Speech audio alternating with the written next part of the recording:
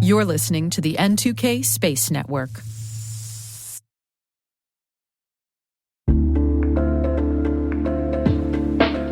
And now, a word from our sponsor, SpyCloud, the cybercrime analytics leader. SpyCloud disrupts cybercrime by telling you what criminals know about your business and your customers, so you can take action to prevent ransomware, session hijacking, account takeover, and online fraud. SpyCloud constantly recaptures and analyzes new data from the criminal underground, including credentials, session cookies, and PII siphoned from malware-infected devices. With knowledge of the specific exposed data criminals have in hand from InfoStealer malware on managed and unmanaged devices, security teams can respond with a more efficient and effective process called post-infection remediation that fits seamlessly into existing incident response frameworks. Get SpyCloud's post-infection remediation guide outlining the 7 steps for preventing a malware infection from becoming a full-blown ransomware incident. Visit spycloud.com/cyberwire. That's spycloud.com/cyberwire. And we thank SpyCloud for sponsoring our show.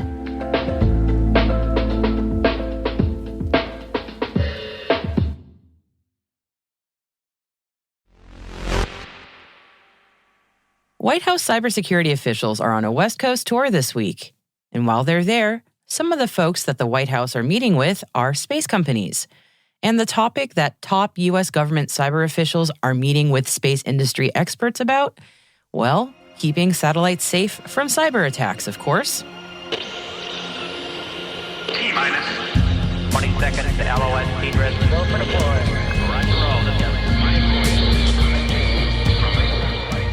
Today is April 26, 2023.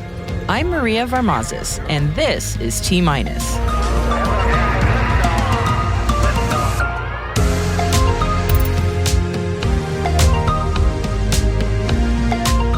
Space and cybersecurity, better together. The U.S. and South Korea strengthen ties. The Air Force pips 5 space programs. 60 mil for Crossbow and 100 mil for Ursa Major. And my interview with Jonathan Lacoste, founder and general partner at Space.VC, on space startups and venture capital in the space industry. Stay with us.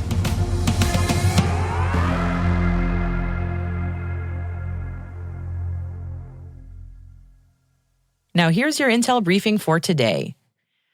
Kemba Walden, acting National Cyber Director for the Biden administration, has been busy this week. It's RSA after all, and that's the huge industry cybersecurity conference happening in San Francisco right now. And while on the West Coast, Walden also says she's been busy down the coast at Long Beach, talking to California companies involved in aerospace. The topic of discussion is satellite cybersecurity, and specifically what kind of policies the White House might need to champion on behalf of the space industry to make sure that security concerns are top of mind during satellite design and when systems, specifically commercial systems, are used by civilian as well as military and government applications.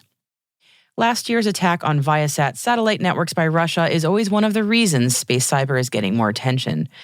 Also adding to the sense of urgency here are the recent disclosures about how adversaries might use physical or cybersecurity attacks to disable or destroy space systems. Building in security by design for new space systems is an ongoing priority, says Walden, as is making the most of new commercial capabilities to harden existing space systems. Plans are also in the works at the National Institute of Standards and Technology, or NIST, about adapting the NIST Cybersecurity Framework, or CSF, which has been in use in the cybersecurity sector for quite some time now, and the goal is to also include best practices for space systems. Now, if you'd like to read more on this issue, I should note that our sister publication, you might have heard of it, The Cyberwire, is covering more on satellite cybersecurity in their pro-policy briefing. You can head on over to thecyberwire.com to read more on that. During an official state visit to the United States this week, President Yoon Suk-yeol of South Korea made an official visit to NASA Goddard with many representatives of the U.S. government, including Vice President Kamala Harris. They got a tour of the facilities and got to see the Nancy Grace Roman telescope up close, which is still currently under construction.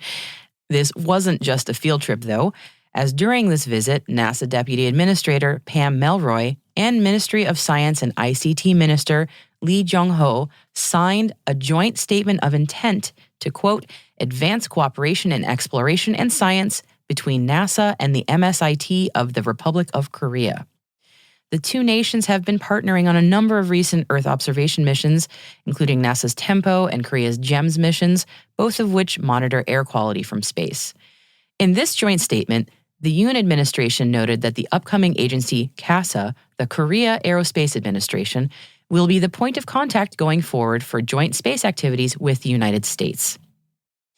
The Korean space private sector also used this state visit as an opportunity to strengthen ties with U.S. partners, with pharmaceutical firm Boryung Corporation and Axiom Space finalizing plans for a new joint venture for projects in low Earth orbit, or LEO. Boryung invested $60 million in Axiom Space last year, and it will hold the majority share of the new joint venture, 51% specifically, with Axiom Space holding the other 49%. The goal of the new South Korea-based venture will be to help support Axiom's build-out of their commercial Axiom space station, while also grabbing a spot for Boryung to connect its own microgravity-related research and development on LEO on the Axiom station. Breaking Defense reports that Frank Calvelli, the official in charge of space acquisition for the Department of the Air Force, has issued his first scorecard on program performance. 5 programs are allegedly struggling to stay abreast of their requirements. The scorecard will not be released to Congress or the public, as a spokesman says it, quote, contains assessments of the classic cost, schedule, and technical performance of programs. Still, getting pipped is no fun. And as we mentioned in yesterday's show, the GAO is reporting that the Space Force is behind in space situational awareness, or SSA, capabilities. The good news is that the National Reconnaissance Office and the Space Force are planning to launch the first satellites in their highly classified joint Silent Barker program later this year. The satellites are planned to be launched on ULA's Atlas V in September, with the mission to provide, quote, satellite threat intelligence and space situational awareness. And also on yesterday's show, we commiserated with Japan's iSpace after the company lost contact with its Hakuto R lunar lander during its attempted soft landing on the moon. Further investigation from the company suggests that the vehicle ran out of fuel in the final moments before landing. iSpace released a statement hours after the attempt, stating that it has been determined that there is a high probability that the lander eventually made a hard landing on the moon's surface, and establishing communications is no longer achievable. NASA Administrator Bill Nelson says that despite rising tensions with Moscow, he expects Russians and Americans to continue to work together on the International Space Station until it's decommissioned. American-Russian space cooperation was placed in doubt after the invasion of Ukraine in February 2022, but Nelson told Reuters that the ISS partnership continues in a very professional manner between astronauts and cosmonauts. Raytheon Technology says they are working to meet a backlog of supply issues worth $180 billion. In their first quarter earnings call, the company stated that supply chain issues that have slowed their production are finally showing signs of stabilization. Raytheon Chief Executive Officer Greg Hayes told investors this: "We are still constrained from a supply chain standpoint, although it's getting a hell of a lot better," as he warned that they continue to experience challenges in castings, forgings, raw materials, and machining. On to some investment news now, and Hydrosat has announced that they have raised $20 million in funding, which the company hopes will launch the first of their 2 thermal infrared satellites into orbit. The Earth Observation Company aims to provide customers from agribusiness to the government geospatial intelligence for food security, public safety, and the environment. New Mexico startup Crossbow Systems announced a $60 million U.S. Air Force Strategic Funding Increase, or STRATFI, agreement. The award extends Crossbow work with the Air Force Research Laboratory. AF Works, the Air Force's innovation arm, established the STRATFI program in 2021 to provide small businesses with funding to help bridge the gap between technology development and commercial adoption. Colorado-based startup Ursa Major closed $100 million in new funding last October, according to documents viewed by TechCrunch. The rocket engine company has reportedly raised $234 million and sought the funding at a $400 million pre-money evaluation. Ursa Major engines are being used by Astra, Phantom Space, and Strato launch, and they were recently awarded an engine delivery contract with the U.S. Air Force. And now on to human spaceflight updates. And Virgin Galactic held a successful glide flight from Spaceport America this morning.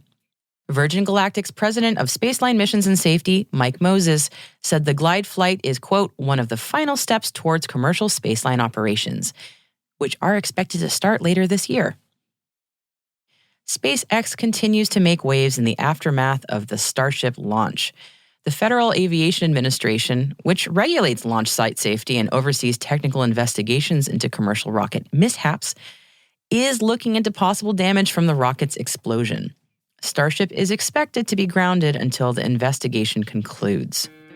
And weather problems have caused SpaceX's 27th launch of 2023 to be scrubbed due to a high probability of landing failure. SpaceX is hoping to launch another 40-plus Starlink satellites into orbit later this week. There is always tomorrow.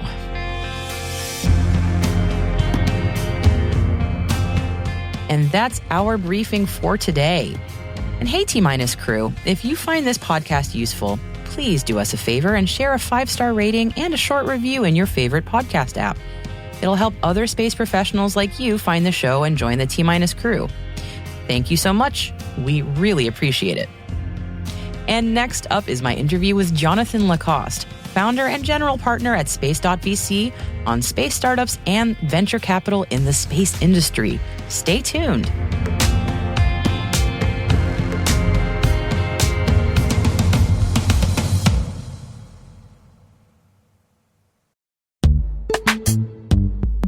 This episode is brought to you by Palo Alto Networks, the leader in cybersecurity.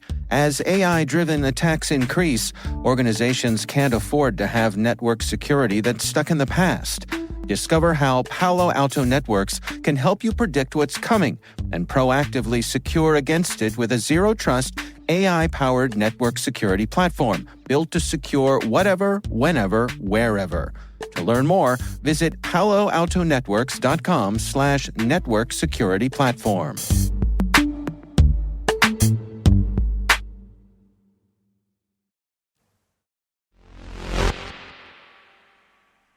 Let's turn now to the space startup scene.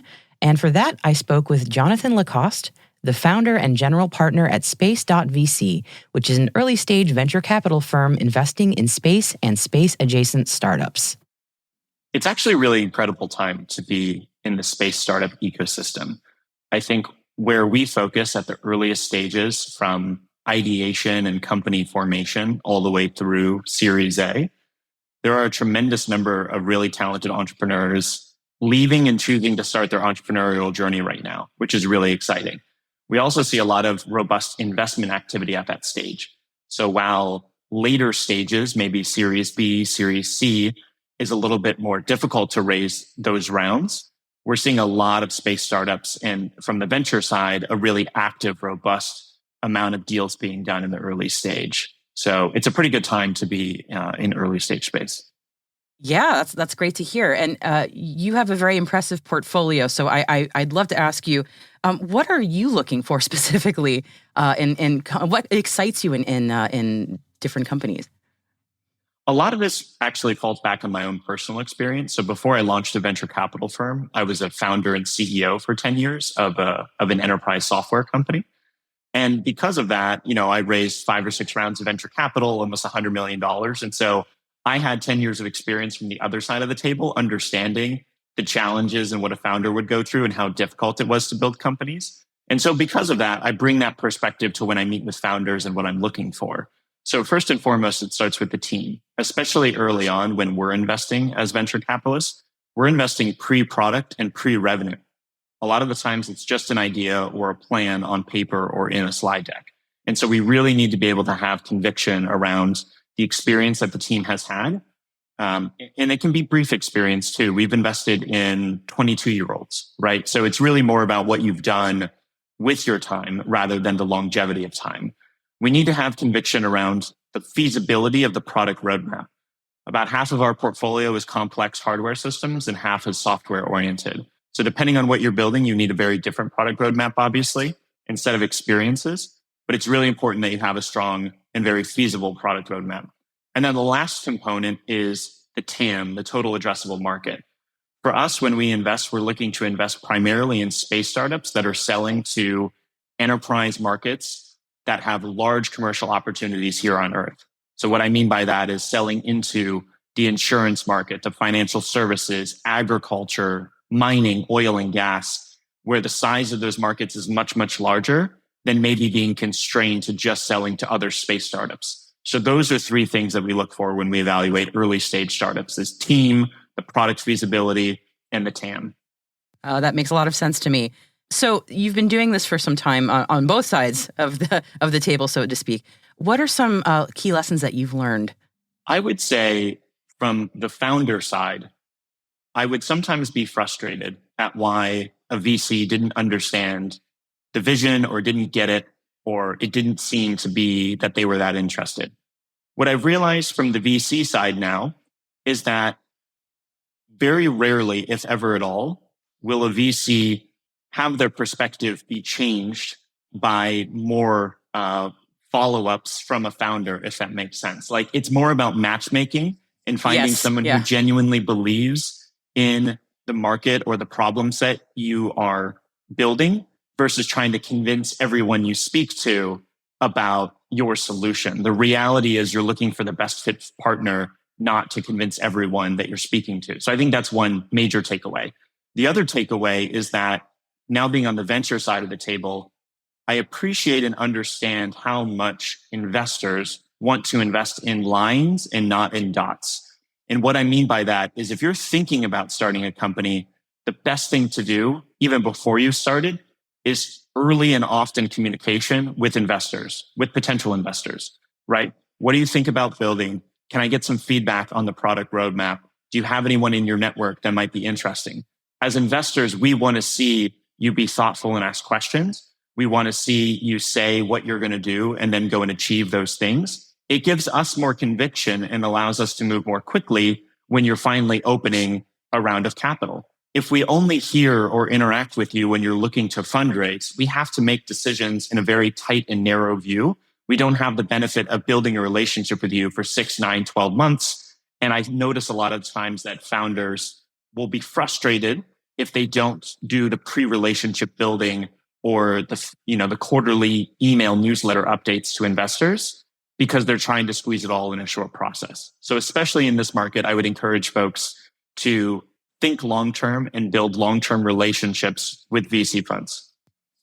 So you mentioned there are certain questions that you like to hear a startup sort of ask the VC. So could you get into some detail there? What builds confidence on your side when you hear a space startup ask these questions of you?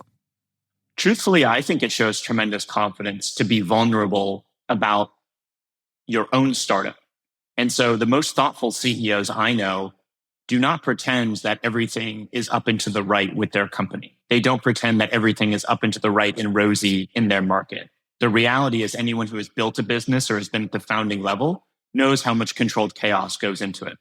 And so I think it shows confidence to ask questions sometimes about what should we change with our product approach? Or how do you think about our go-to-market? Would you do anything differently? We're debating between hiring one of these two roles first. Here are the pros and cons. What would you do?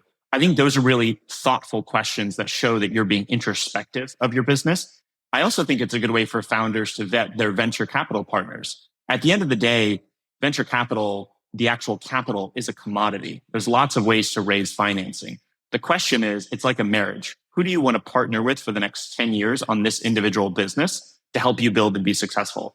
And so that's why it's really helpful sometimes to pose those questions to the VCs as well, because it'll get them to think about your business and you can evaluate to see if they are a good fit to be a long-term valuable partner to you. Excellent. That's a great point. And just finally, I'd like to just get a sense of what developments or technologies are interesting to you right now. Maybe not even as a VC, but just as a person in this space. Like, what do you think is really interesting that's coming over the horizon?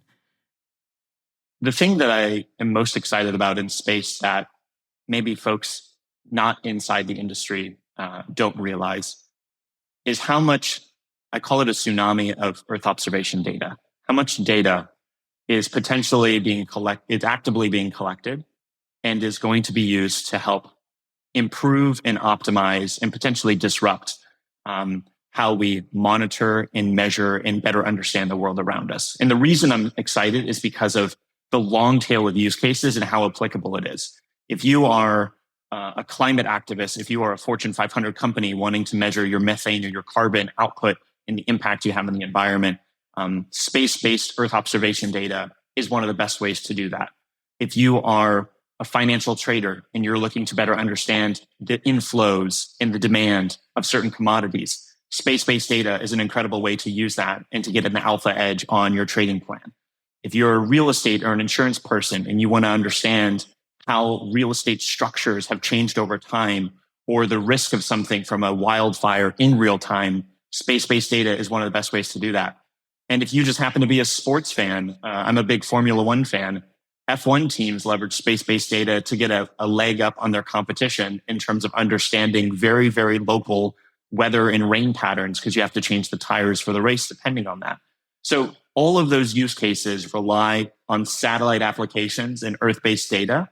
And I think we are just in the first few innings of people realizing the impact that type of data could have. That's fascinating. And that use case with Formula One's really cool. I didn't know about that.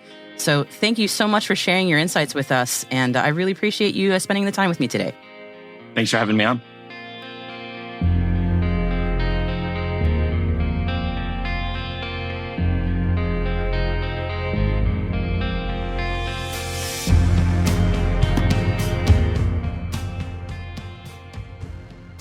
We'll be right back.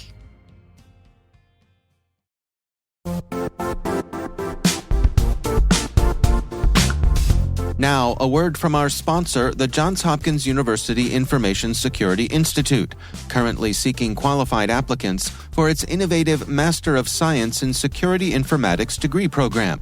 Study alongside world-class interdisciplinary experts and gain unparalleled educational, research, and professional experience in information security and assurance.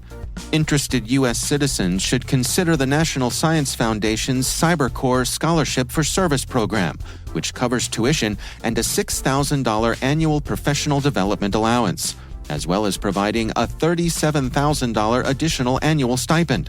Apply for the scholarship and the fall semester by March 1st. Learn more at cs.jhu.edu/MSSI.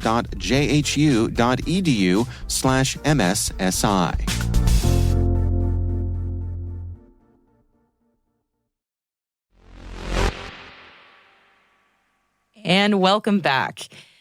You know, as the saying goes, love thy neighbor. But does that still apply after they shoot a rocket over your border? The Norwegian Foreign Ministry seems to be testing that philosophy and is launching a very serious investigation into unauthorized activity on its side of the border. That's because a research rocket fired from Sweden ended up landing 9 miles inside of Norway this week. The projectile, launched from Sweden's S-range, had reached an apogee of 155 miles when it went slightly off course and landed in a mountainous area about 30 miles from the planned landing site. Oops. The Sweden Space Corporation, who was behind the launch, says the rocket took a slightly longer and more westerly trajectory than calculated. S-range maintains that it had notified Norwegian armed forces ahead of the launch and after the anomaly occurred. Let's hope the happiest region in the world is able to quickly restore border civility.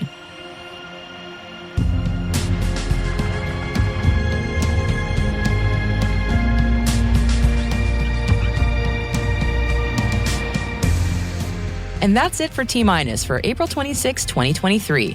For additional resources from today's report, check out our show notes at space.n2k.com. And we'd love to know what you think of our podcast. You can always email us at space@n2k.com or submit the survey in our show notes. And you know, your feedback ensures that we deliver the information that keeps you a step ahead in the rapidly changing space industry. N2K Strategic Workforce Intelligence optimizes the value of your biggest investment, your people. We make you smarter about your team while making your team smarter. This episode was produced by Alice Carruth. Mixing by Elliot Peltzman and Trey Hester, with original music and sound design by Elliot Peltzman. Our executive producer is Brandon Karpf, and I'm Maria Varmazes. Thanks for listening.